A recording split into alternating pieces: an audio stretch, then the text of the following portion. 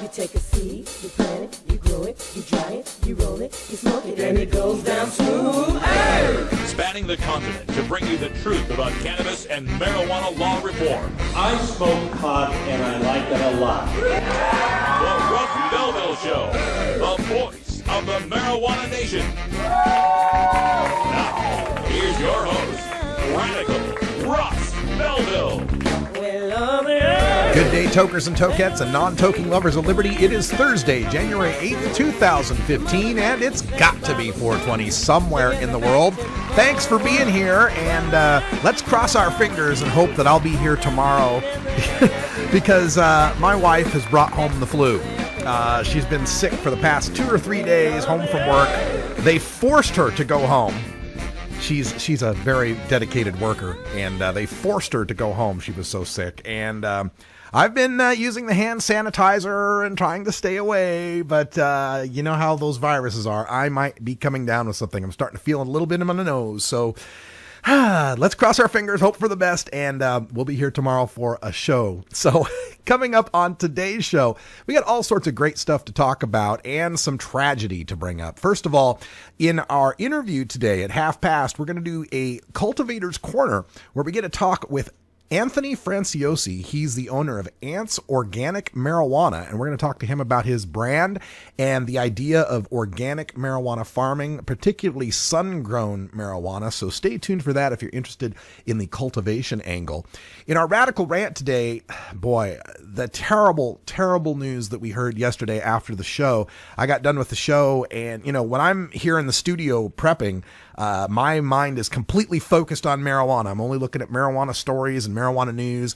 I get done with the show yesterday and I learned of the devastating terrorist attack in Paris, France at the satirical magazine Charlie Hebdo. And forgive my French pronunciation, which is kind of ironic considering I have a French surname. But three terrorists burst in, Islamic fundamentalists burst in and shot to death, I believe it was 12 people, over the magazine's satirical comics depicting the Prophet Muhammad. What does this have to do with marijuana? Well, it turns out that one of the suspects who's been caught has a lawyer, and that lawyer is already trying to frame his client as, quote, a pot-smoking loser, end quote. We'll talk about that when we get to the Radical Rant. Also on the show today, we'll have time for some drug war data mining. Yesterday, or actually 2 days ago, we brought up the 2-year report that was issued by Project SAM, Smart Approaches to Marijuana, the leading national anti-marijuana legalization group. One particular stat stood out to us, and that was the accidental ingestion of marijuana by youngsters in Colorado. Project SAM makes a big deal out of legalization causing a doubling in accidental pot ingestions. We're going to take a look at the statistics for accidental poisonings of children between the ages of 0 and 5 in Colorado, just to find out where pot poisonings rank on the list, if at all. Also on the show today, we'll go behind the headlines where in New York City, the police department there, NYPD, is still disrespecting Mayor Bill de Blasio. The latest turn in this saga is the fomenting of these rumors about the mayor's marijuana use, his alleged marijuana use. We'll talk about that and whether or not a mayor's use of marijuana should be something to be ashamed of. But of course, everything starts off today with the 420 radio news. And in the headlines today, we've got some news on the Washington, D.C. legalization campaign and how its opponents violated campaign finance laws. We've got the first venture capital firm from the mainstream to invest in the marijuana industry. We'll tell you who when we get to the news. Also, that trial going on in Colorado about the legality of hash oil, a good development from the judge there in the trial. We've also got another trial in the Southern District of Iowa where a college normal chapter is fighting for its free speech rights. And our final story, a fourth group.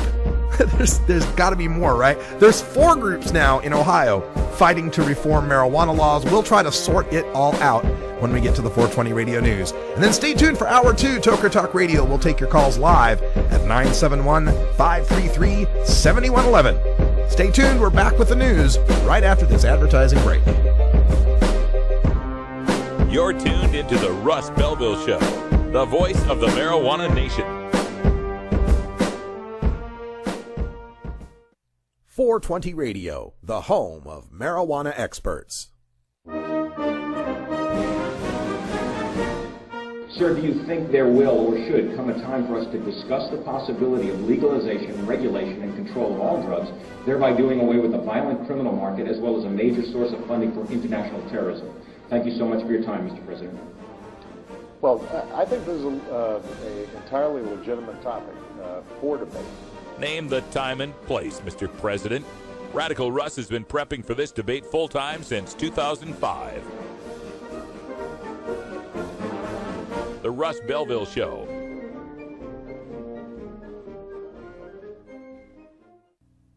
Connect with 420radio.org through social media, on Twitter at 420radio.org, and our Facebook page at 420radio.org.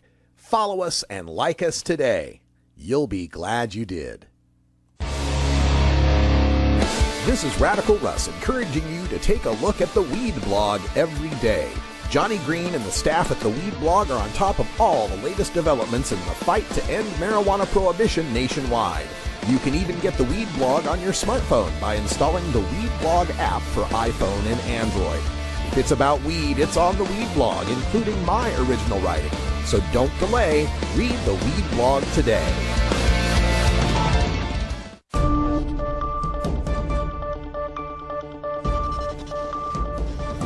It's time for the 420 Radio News, covering the latest headlines in consumer cannabis, medical marijuana, and industrial hemp.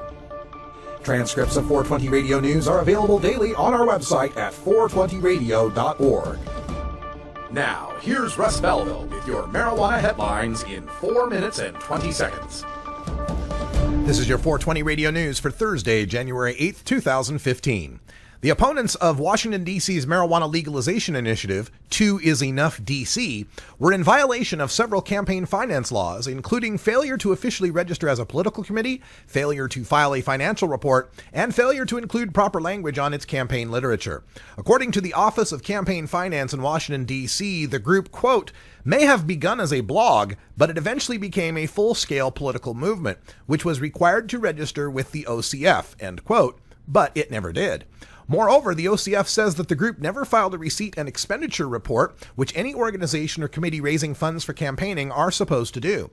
OCF says the group's website explicitly solicited donations through a PayPal donate button and thus, quote, raises presumptions that it more likely than not collected contributions, end quote. The OCF recommended that organizer William Jones receive a fine of $2,000 for violating campaign finance laws. Founders Fund, a $2 billion company, made its name investing early in new companies like Facebook, Spotify, and SpaceX. But now it's betting on pot. Privateer Holdings, the company that owns Leafly and Marley Natural, announced receiving a multi-million-dollar investment from Founders Fund, the venture capital firm launched by early Facebook investor Peter Thiel, which it is billing as the first time an institutional investor has backed a startup in the cannabis industry. Founders Fund's contribution is part of a $75 million Series B round that Privateer is raising. It has already closed more than $50 million of that, and Privateer CEO Brendan Kennedy expects to wrap up the round in, quote, the next month, end quote. The plan is to use the funding to grow its existing services and eventually build up a suite of multi-billion-dollar marijuana brands. More than that, Kennedy and Privateer aim to prove that marijuana can be big business. A court hearing on Wednesday to determine the legal status of marijuana hash oil in post-legalization Colorado resulted in the judge turning up his hands and shrugging his shoulders in exasperation. Attorney Rob Corey, who helped write Colorado's marijuana legalization law, argues that Colorado's constitution now protects the personal possession of marijuana and the processing of marijuana plants into hash oil. The Colorado Attorney General argues that a curiously placed comma in Amendment 64, the legalization measure, means the protection for marijuana does not cover cannabis oil like hash oil. The measure says its definition for marijuana, quote, does not include industrial hemp, comma, nor does it include fiber produced from the stalks, comma, oil, comma, or cake made from the seeds of the plant, end quote. By the end of Wednesday's hearing, Denver District Judge A. Bruce Jones had refused to grant Corey's motion to dismiss, but ultimately said the Attorney General's position was, quote, way wrong, end quote. Chief Judge James Gritzner of the U.S. District Court for the Southern District of Iowa rejected every one of Iowa State University's requests to dismiss a free speech lawsuit brought against the school by Iowa State Normal, a student group advocating for reform of marijuana laws. Student plaintiff Aaron Furley said, quote, "It feels so good to know the facts can't be ignored anymore," end quote. Furley and fellow student Paul Gerlich, the vice president and president respectively of ISU's student chapter of the National Organization for the Reform of Marijuana Laws, sued Iowa State in July of 2014. In their complaint, the students detailed how the university censored the group's t-shirts based on their marijuana-related messaging and imagery, removed Normal's ISU advisor, and implemented new guidelines for using ISU's trademark in order to restrict Normal ISU's speech. The trial is scheduled for December of 2015. A Cleveland-based group calling itself Ohioans to End Prohibition announced Thursday it plans to propose a constitutional amendment on the 2016 ballot that would legalize recreational and medicinal marijuana use. Unlike a proposal announced last month, the group's cannabis control amendment would not limit marijuana production to a certain number of chosen locations. Ohioans to End Prohibition planned to announce its plan this spring, according to the release, but was prompted to act early after reports surfaced that another group was planning an amendment for the November 2015 ballot. A spokeswoman for that group, Responsible Ohio, said their amendment would legalize recreational and medical marijuana for adults over age 21 and limit production to 10 tightly regulated, heavily taxed growing locations. This has been your 420 Radio News for Thursday, January 8, 2015. I'm Russ Belville. 420 Radio, fighting prohibition since 2012. The International Cannabis Business Conference is coming to the Hyatt Regency Hotel in San Francisco, California, February 15th and 16th, 2015. Don't miss this exclusive opportunity to hear from the experts on the future of marijuana commerce, including scientists like Dr. Carl Hart, Dr. Amanda Ryman, and Dr. Stanton Peel, policy experts like Ethan Nadelman from Drug Policy Alliance, Anthony Johnson from Oregon's Legalization Campaign, travel author Rick Steves from Washington's Legalization Campaign, and California legalization pioneer Dale Sky Jones. Business experts like Harborside Steve D'Angelo, ArcView Group's Troy Dayton, and UFCW union leader Dan Rush. Cannabis journalists like Ricardo Baca, Steve Bloom, and Doug Fine, and California Republican Congressman Dana Rohrabacher, plus many, many more. Tickets are on sale now at internationalcbc.com, but hurry, last year's conference in Portland, Oregon was a sellout. International Cannabis Business Conference, San Francisco, California, February 15th and 16th, International CBC. Despite strong public support for medical cannabis, decriminalization, and legalization in Georgia, the state spends $121 million every year to arrest, prosecute, and imprison Georgians for simple possession. Each year, the state of Georgia spends less on driver services, agriculture, and forestry combined. What else can $121 million a year do in Georgia? With that much money, the state could hire and keep 3,000 more teachers, improve roads and bridges, provide tax relief for small businesses, repair aging sewage systems, or lower taxes. But right now, that's millions of dollars of your tax money wasted on failed enforcement. Tell your representative you're tired of wasteful spending and ask them to end cannabis prohibition. Join the conversation at www.peachtreenormal.org. Peachtree Normal is a proud affiliate of NORML, the National Organization for the Reform of Marijuana Laws. The Green Cross has been an amazing source of cannabis medicines for my pain management.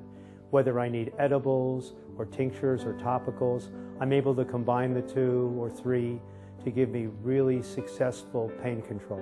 It's the delivery service that Green Cross provides is just incredible. You get your medicine and it's delivered by a person that you trust. Whether we come to you or you come to us, the Green Cross delivers.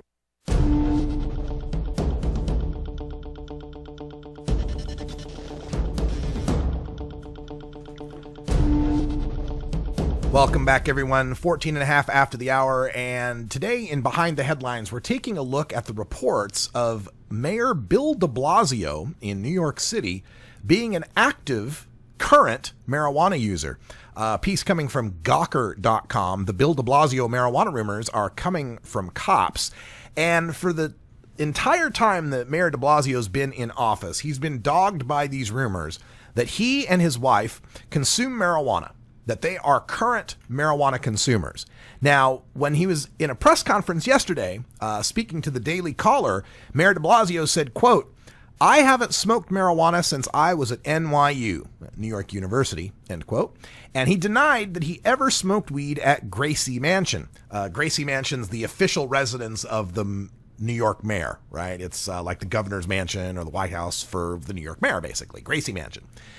But one interesting thing about these rumors is the source, and they keep coming from people in the New York City Police Department, more specifically, members of the NYPD that have been tasked as being part of the mayor's security detail. Now, Gawker is trying to uncover anyone they can find that has smoked marijuana with New York City Mayor Bill de Blasio. They've got a great picture of his days from New York University and asking people if they've ever smoked with him and they can prove it to send their information in to Gawker.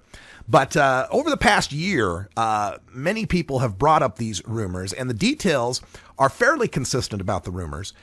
First of all, he was a public advocate before he was mayor, and he and his wife, Shirlane McCrae, apparently like to smoke marijuana in their Park Slope row house or in a secluded section of Prospect Park. That's the first part of this rumor. The second part of the rumor is that the public advocate is supposed to get an NYPD security detail, and he refused to have that security detail, supposedly because his wife was afraid they would get caught smoking marijuana. Then the rumor goes that once he became mayor, they started smoking in Gracie Mansion, and both the mayor and the first lady remain suspicious that NYPD security details have been leaking personal information about their activities and whereabouts to the press.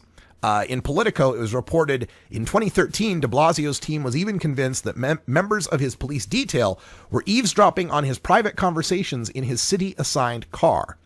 According to the Gawker piece, almost everyone we spoke with indicated that these rumors originated from cops assigned to protect the mayor and were later promulgated by their colleagues in the police department. They're also told that the Sergeants Benevolent Association, the police union, is doing a lot to spread these rumors as well. Now, whether or not the mayor of New York City is an active marijuana smoker, to me, makes no difference as to whether or not he can be an effective leader. The questions of hypocrisy, though, should be answered. Mayor de Blasio Mayor de Blasio's New York Police Department has been using stop and frisk tactics to aggressively cite and arrest marijuana consumers. It would be the ultimate hypocrisy if he's puffing away at Gracie Mansion while a bunch of young kids, mostly, are getting arrested and booked for marijuana crimes that he is committing. But there's also an aspect to this story that bothers me, and that is this rumor mongering by the NYPD, this attempted kind of velvet coup, if you will, to take down the mayor because they disagree with him on certain aspects of the broken windows theory of policing and his support of the idea that, hey, there's a problem in the NYPD in dealing with Black and Latino people. And the NYPD hasn't taken that very well. They've been turning their backs on him and now, promulgating these rumors to try to take him down. And that, to me, is just, that's dirty politics, if you ask me. Whether or not someone's a marijuana consumer is irrespective of their use, has no bearing on whether they're going to be a decent mayor. The hypocrisy is a problem, but the marijuana use itself is not.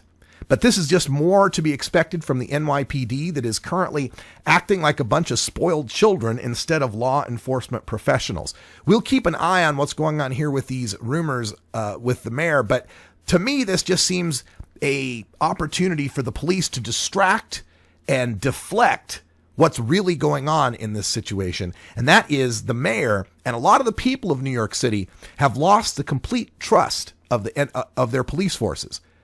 The people of New York City are increasingly distrustful of their police. And now, as the NYPD does this so-called work stoppage, this slowdown, where their issuing of common tickets and summons have declined over 94%, and yet the city still seems to be running on all cylinders, has once again shown people that much of what the NYPD is doing is backdoor taxation. Backdoor taxation by raising money through tickets and fines, where politicians like de Blasio might be afraid of raising those taxes and incurring some political wrath. I spent the last 2 years of high school in a daze. Well, who didn't? Hey folks, it's 20 after. It's 4:20 in Denver, Colorado. And when we come back, we're going to do some news on Colorado. The Drug War Data Mine takes a look at child exposures to marijuana and just how dangerous is it really. Stick around. We'll be right back.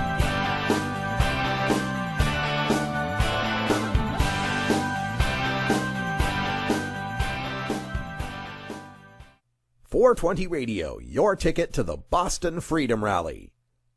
Get.Buzz. .Buzz is the internet platform that fuels community interest, excitement, and new experiences. .Buzz is the premier online destination for internet users seeking the latest news on a variety of topics. .Buzz appeals to groups active in blogging, communications, journalism, advertising, and marketing. .Buzz offers registrants a stronger alternative to the shrinking namespace of existing top-level domain names, such as .com, .net, and .org. Get your name now at get.buzz. Fun.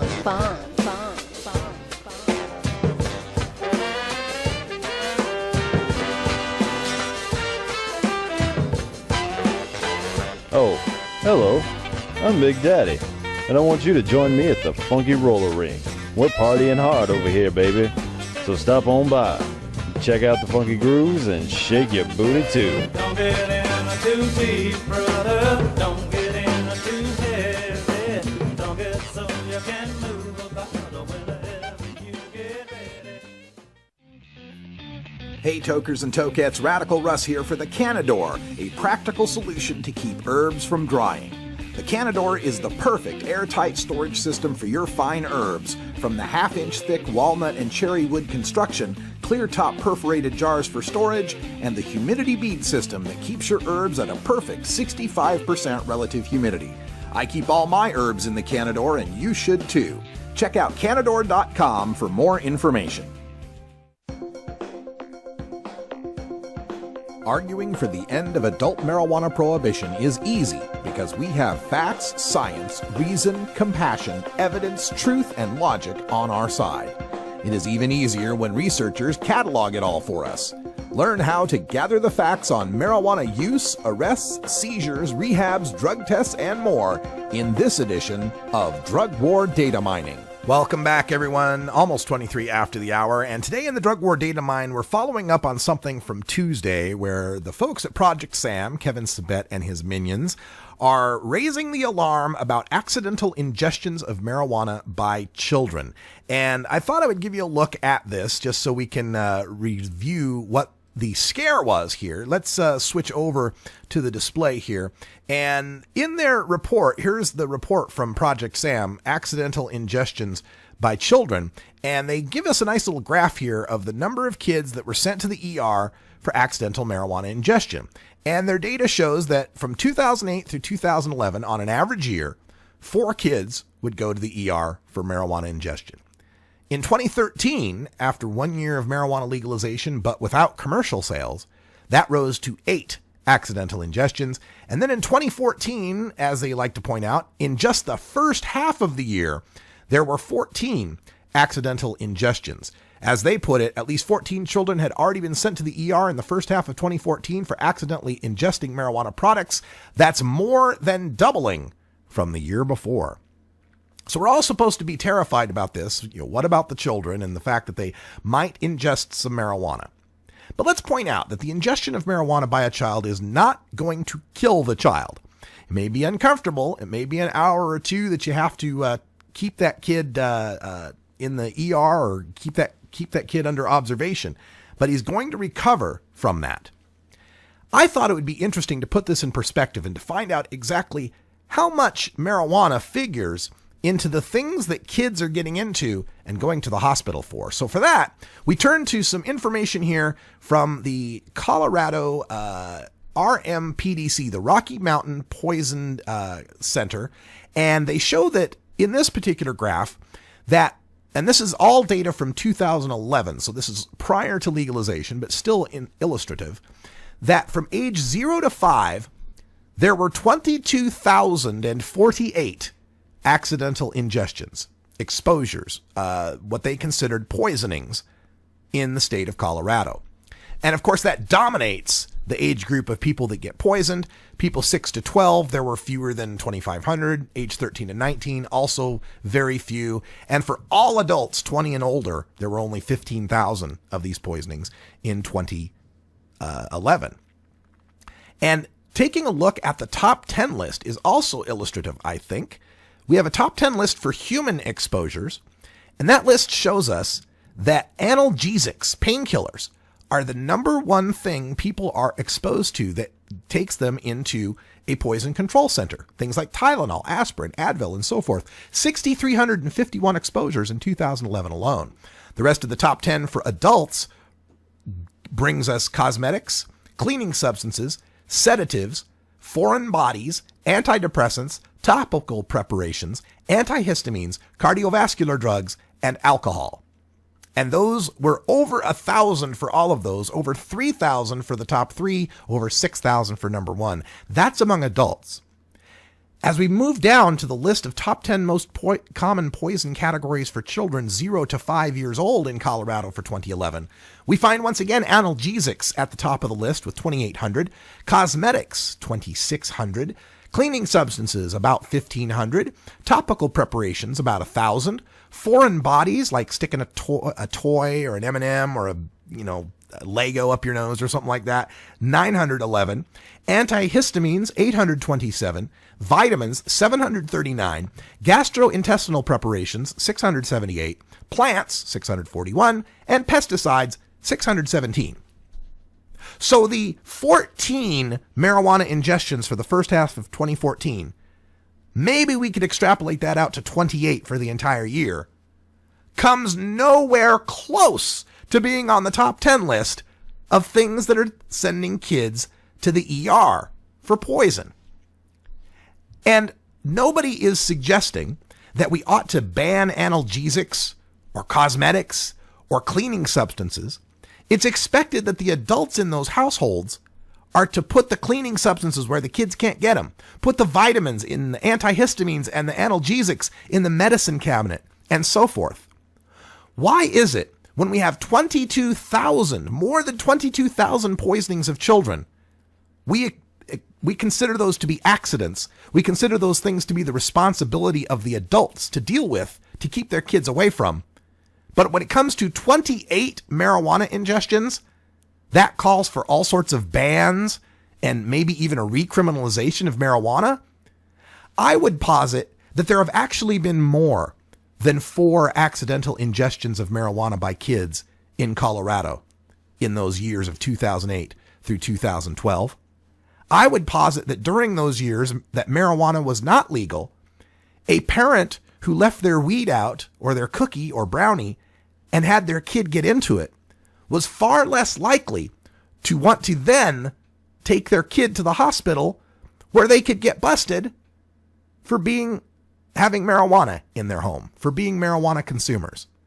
The fact that we're seeing more reporting of kids ingesting marijuana could very well be just the fact that people are more comfortable reporting that their kid has ingested marijuana and aren't as afraid anymore of having their parental rights terminated if they take their kid to the hospital. 420 Radio, freeing your mind 24 hours a day.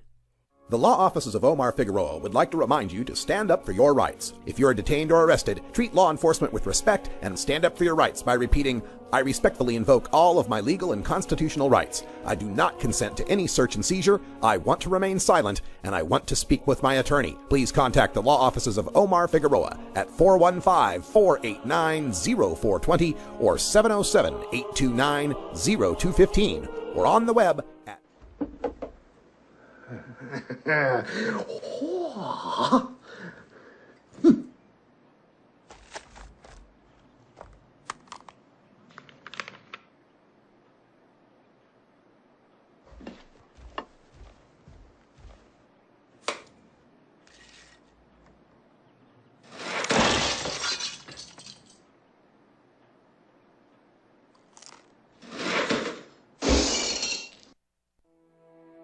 Are you a hypocrite?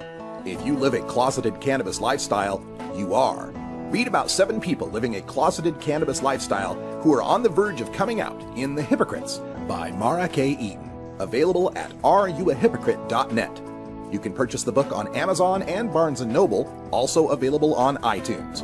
Check out Mara K. Eaton on Facebook as well. Learn more at areyouahypocrite.net.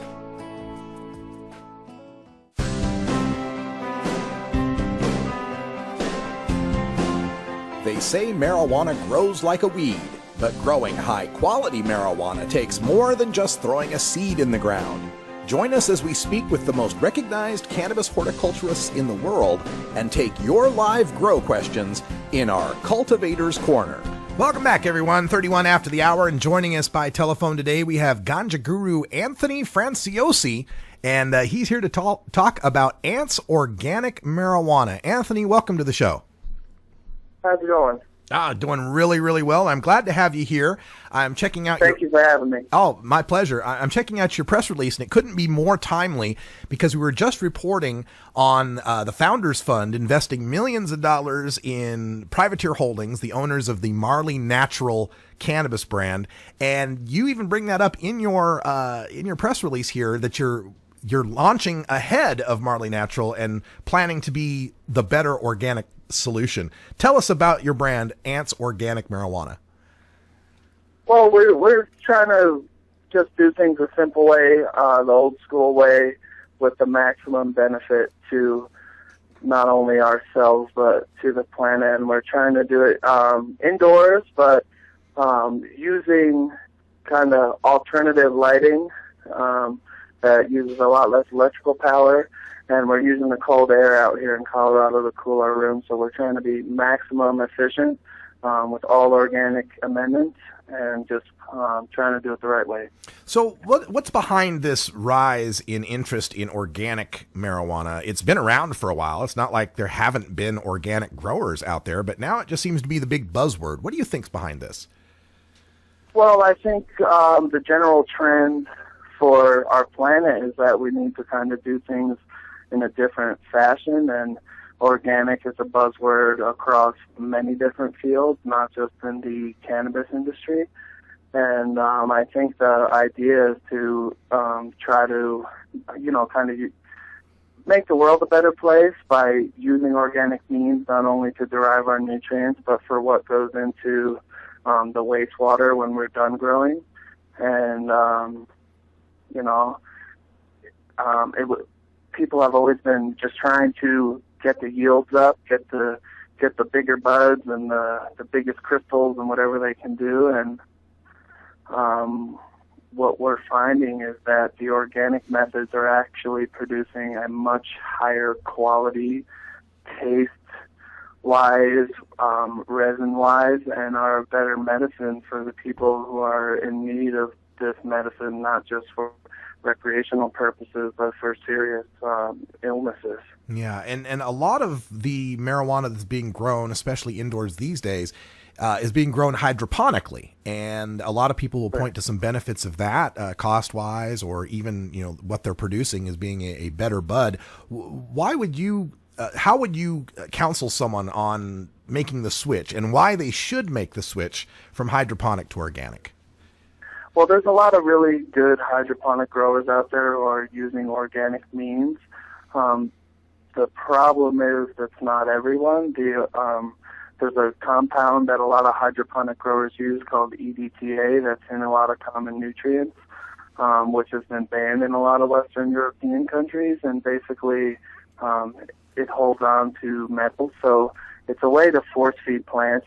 It's a synthetic chelator, which basically it force feeds nutrients to the plants. And in a soil grown environment, we put beneficial bacteria in the soil, which reaches out to nutrients in the soil and creates a relationship, which then feeds the plant exactly what it needs.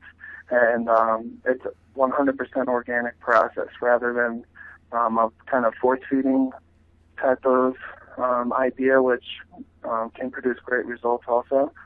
But we just feel that the organic methods are producing a superior quality product. I've got the advantage of getting to sample a lot of different marijuana from some of the best growers on the planet. And one thing I've found about organic marijuana, soil-grown marijuana, is a more kind of it's beefier. It's got a better taste. It's savory. I don't know the proper words maybe to describe it. Whereas I think distinct might be a good term that I like to use for organic stuff, because what we're trying to do is let the genetics speak for themselves and allow the true, honest characteristics of the genetics come out. And I think organically is the way to go if you want that to happen, because we're just allowing the plant to express itself in its natural environment the way that it's been grown for thousands of years. Excellent. We're speaking with Anthony Franciosi from Ants Organic Marijuana. Our call-in number is 971-533-7111 if you've got questions about organic marijuana cultivation. We've also got our chat room open, and we've got a question from one of our listeners in Idaho who wants to know how are clones with organic? Does cloning work well with organic plants as it does hydroponics? Hydroponic cloning, basically the only difference is, in my mind, is whether or not you use growth hormones. There's so many products out there to help you with cloning. For my organic techniques, I use an aeroponic system. It's a homemade aeroponic system, and I use nothing but water. And that way, we're not using any growth hormones. It takes a little bit longer, and we still get great results in the aeroponic method, which is actually, a type of hydroponics, but what we're doing is just producing those roots and then getting them right into that soil medium where they live for the remainder of their time.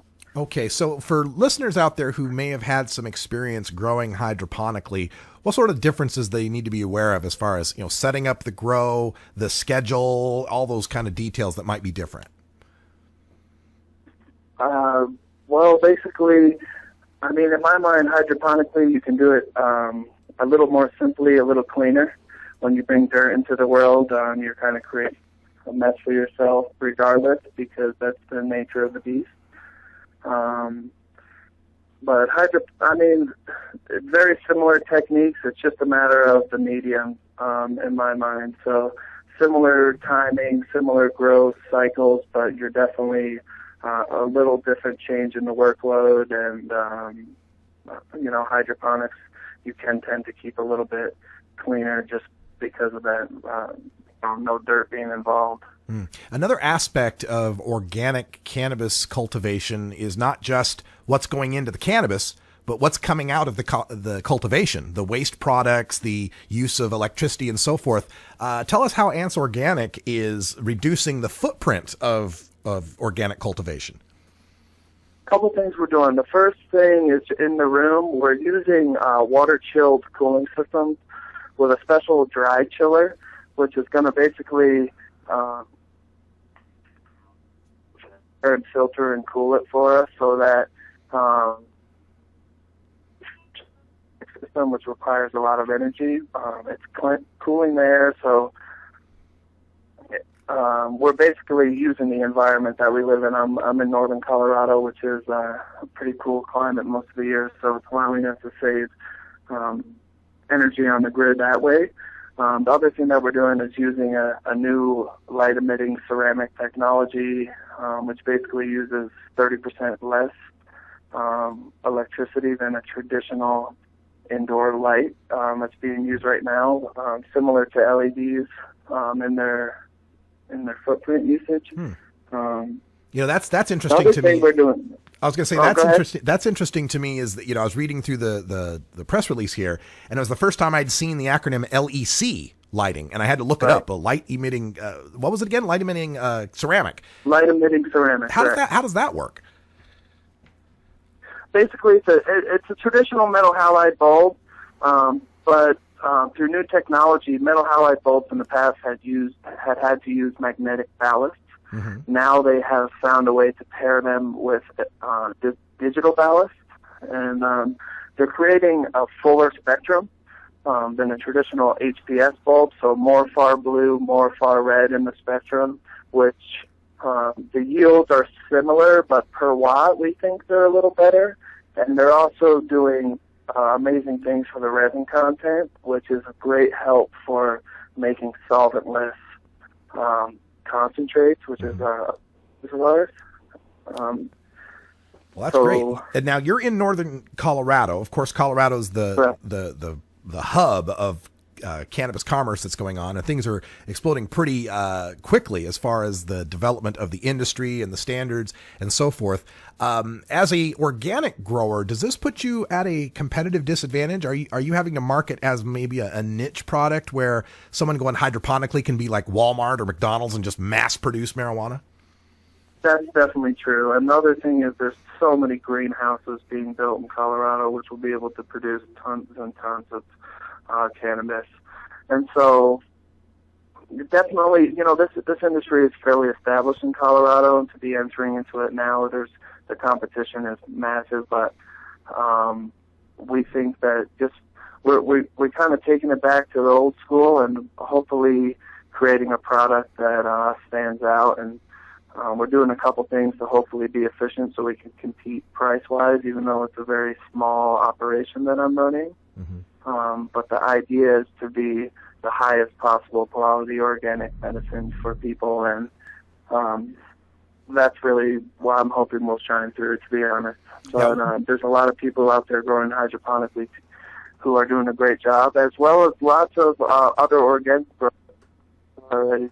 And so hopefully we can provide a medicine that will help people, and we'll succeed that way. Yeah, we're hoping the best for you too, because we support small level growers who are providing organic, tested, quality products. We really appreciate you coming on the show to tell folks about that. We've got about a minute left. I want to make sure people know how to get in touch with you and find out more about Ant's Organic Marijuana. Do you have Facebook and Twitter and web pages to tell people about? www.antsorganic.com. It's coming online right now, ANTS Organic. And another great thing to check out on Instagram, it's at Colorado Melt. This is somebody, close friend of mine. He's an expert grower who is focusing on the solventless concentrates, which we feel is the highest quality form of medicine. So anybody out there on Instagram wants to check out at Colorado Melt. It's a pretty interesting thing, and something we're going to be working on a lot in the future, and the website should be up here shortly. All right, looking forward to that. Ant's Organic Marijuana. Anthony Franciosi is the grower and the man behind the company. Check them out online. And will you be at the Cannabis Cup in April? I'm hoping to be. April is going to be a busy time. Our facility is going up. Right around that time, I'm planning to be elbow deep in lots of dirt and other good things. So hopefully we'll be down there, but we'll see what happens. All right. Well, good luck to you, Anthony. Thanks for joining us on the show. Ant's Organic Marijuana, folks. Check it out. Have a great day. Thank you very much, Russ. Thanks for having me. We're back with a Radical Rant right after the anti-drug public service announcement of the day. You're listening to the Russ Belville Show.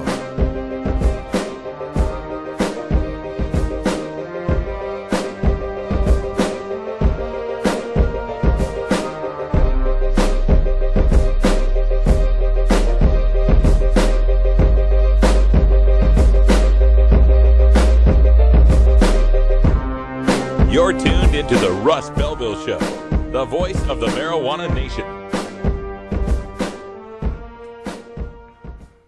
420 Radio, your ticket to Seattle Hemp Fest. Are you in the market for portable vaporizers now? Get online to vapes.buzz, the quick and easy link to portablevaporizers.now.com. Vapes.buzz has everything you're looking for, including vape pens, herbal vaporizers, e-juice, parts, accessories, and more. Visit vapes.buzz and save 5% instantly, or give them a call at 866-264-2415. Vapes.buzz. Get vaping, baby!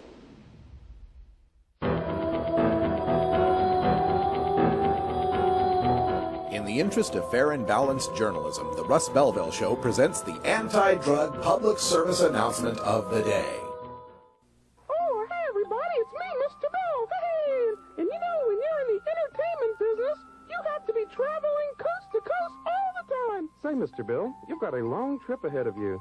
You'll need something to help keep you awake. Well, I've been really trying to cut down down on my coffee lately. Then how about some drugs? Oh, no. Drugs are bad, and you kids out there should never, ever use them. Oh, come on, try some. So remember, kids, say, Oh, no. to drugs.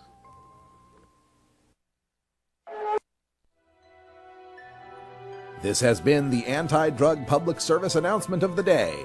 To cure this sort of reefer madness, listen to the Russ Belville Show every weekday on 420radio.org.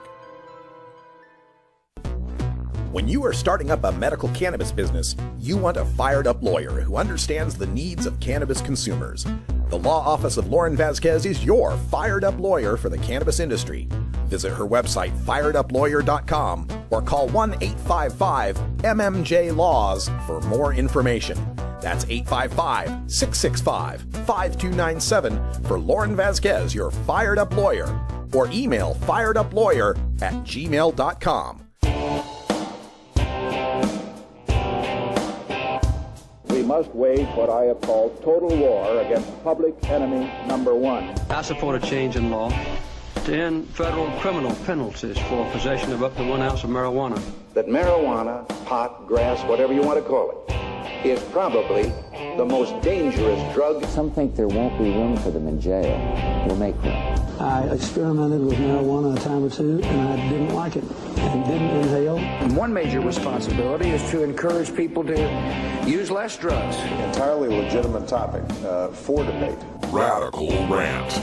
All right, welcome back, everybody. 46 and a half after the hour, and today in the Radical Rant, we're taking a look at the very tragic story that unfolded yesterday in Paris, France, where Islamic fundamentalists, radicals, burst into the offices, 3 of them, the offices of Charlie Hebdo, which is a satirical magazine, kind of a mad magazine or a cracked or whatever else you might want to call it, Harvard Lampoon.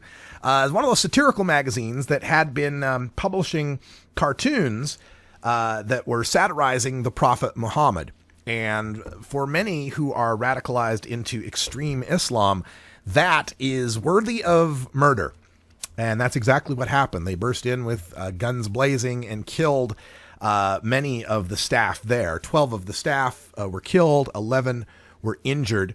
2 of the terrorists are still on the run. 1 has been captured, and that's what brings us to today's rant. In the New York Daily News, the headline reads, Charlie Hebdo massacre suspect was pot-smoking, pizza-delivering loser before joining terror group. And it goes on to talk about the lawyer there, the lawyer representing this accused terror suspect. Says he's a rapping loser who delivered pizzas to pay for his drug habit before he was swept into radical Islam. The then 22-year-old clueless kid frequently smoked pot and held a job at a pizza joint to pay for his drugs. Now, this really captured my attention because of the previous terrorist attack that was on our soil, the Boston Marathon bombings of a couple years ago, where immediately the Tsarnaev brothers, the suspects in that case, their marijuana use was brought up as well. And it wasn't too long before Cliff Kincaid and your Christine Tatums of the world started jumping on that assertion as a reason why these guys committed mass violence. Kincaid went to write something to the effect of, we need to investigate how marijuana leads to psychosis and depression that may then open these people up to be might be easier to radicalize them. I apologize. I'm on some antihistamines. It's got my brain all messed up. But it might be easier to indoctrinate these guys into radical Islam because they're pot smokers. And this, of course, is ludicrous and offensive. We have got numerous studies showing or failing to show any link between marijuana and psychosis. They've tried so many times to link these two things, and they just aren't linked in a causal way. Now, it is entirely possible that people who are suffering from psychoses may turn to marijuana. People suffering from depression may turn to marijuana. But it's not a causal relationship, it's a correlation.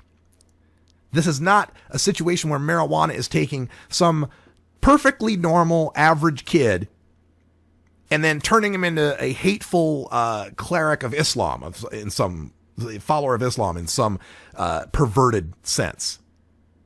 And before we get too deep into this, let's reiterate, and it seems like we shouldn't have to, but it seems like we do, that we're not talking about Islam as a religion. We're not talking about the billions of people who follow this religion, who are peaceful, law-abiding people who wouldn't think, even consider doing something as heinous as this. Every religion has its fundamentalist nuts, whether they're Christians who are shooting abortion doctors or they're Muslims who are targeting cartoonists. Now, lately it may have seemed like there's more of this happening on the side of Islam, but that, again, is just a question of our perspective and how long you want to take a look at this. But with respect to this particular case, I feel that attempts to defend or defame the accused in criminal cases should not depend on their marijuana use. It should be as irrelevant as whether or not they're a cigarette smoker or a beer drinker.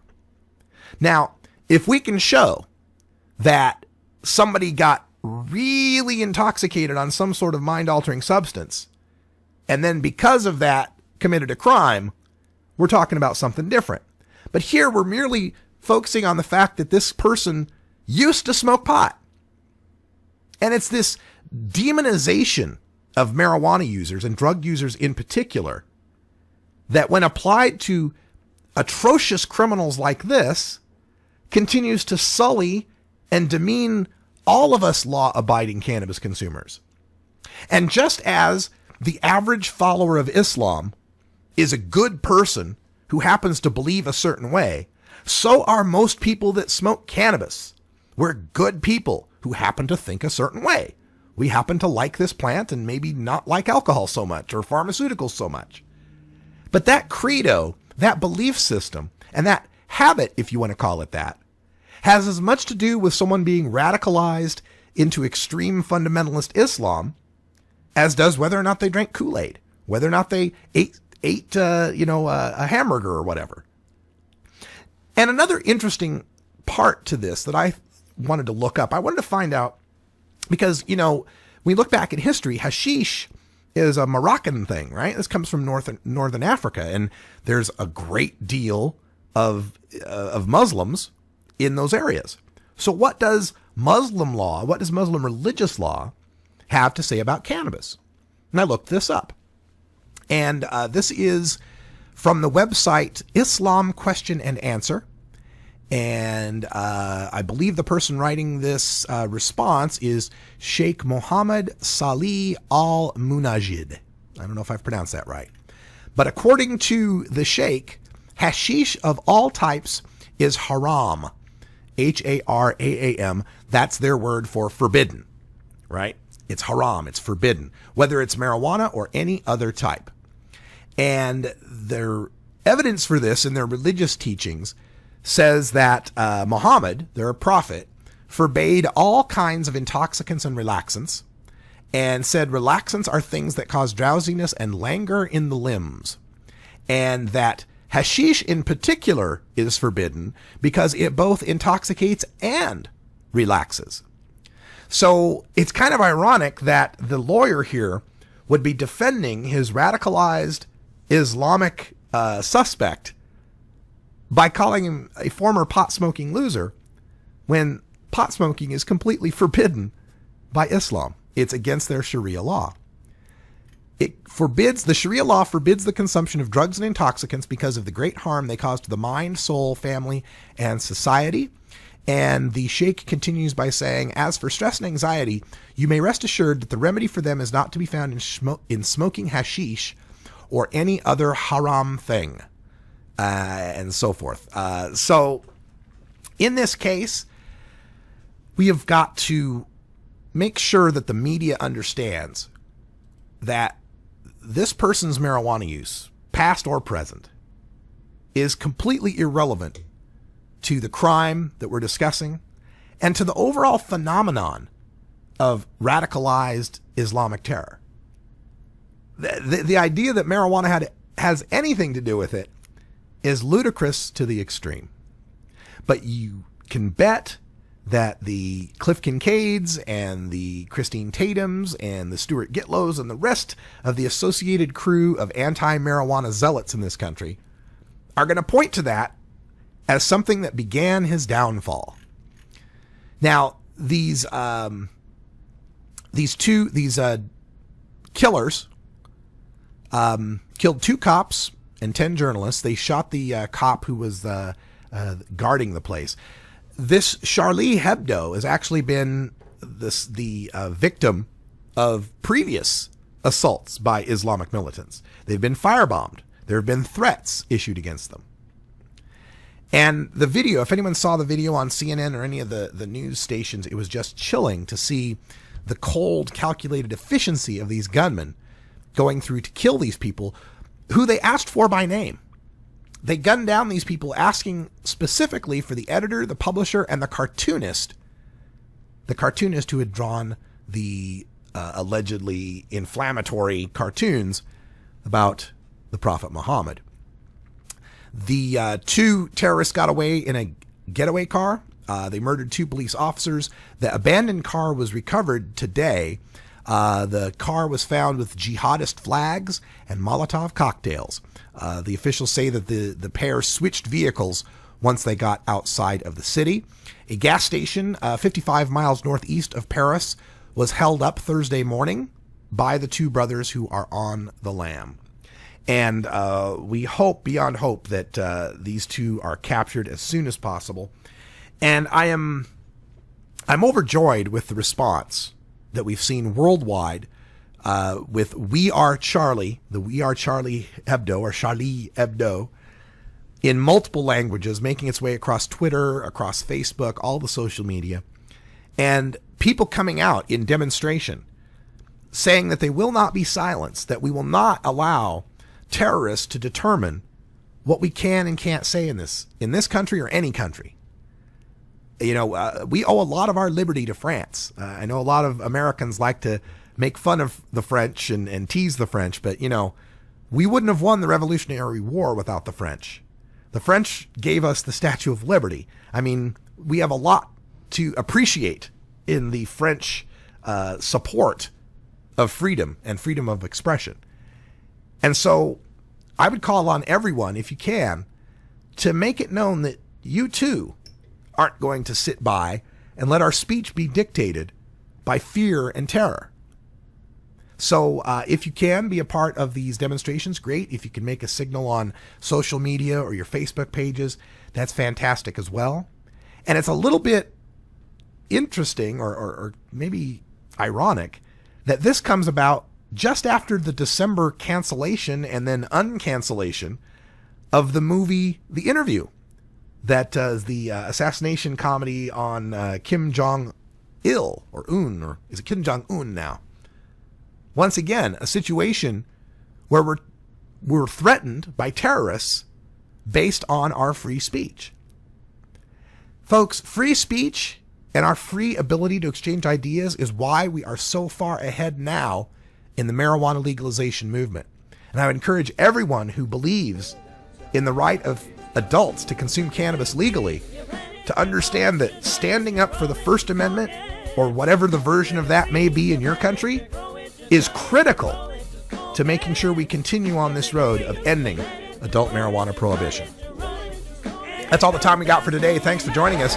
Stay tuned for Hour 2, Toker Talk Radio. We'll take your calls at 971-533-7111. For everyone here at 420radio.org, I'm Radical Russ Belville. Thanks for being here. Check out my blog at radicalruss.com. You can also follow me at Radical Russ, just about everywhere on social media. Thanks, everybody. Talk to you in a minute. And until next time, take care of each other, tokers.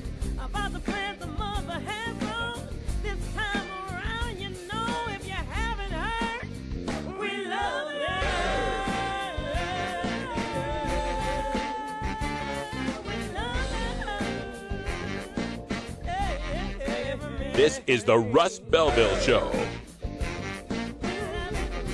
The Russ Belville Show is blogging and podcasting daily at radicalruss.com. You take a seed, you plant it, you grow it, you